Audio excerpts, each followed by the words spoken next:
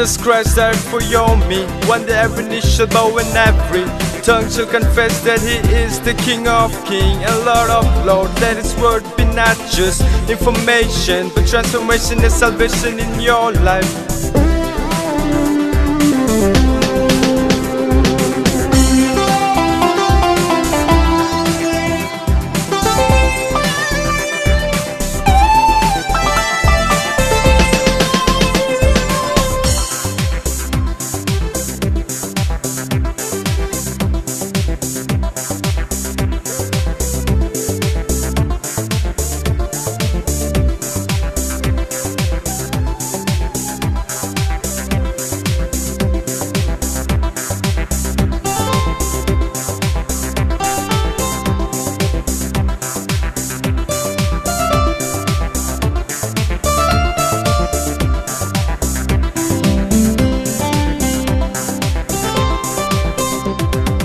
Blessed is the man who doesn't walk in the counsel of the wicked, no stand on the path of sinners, no sit in the seat of scoffers.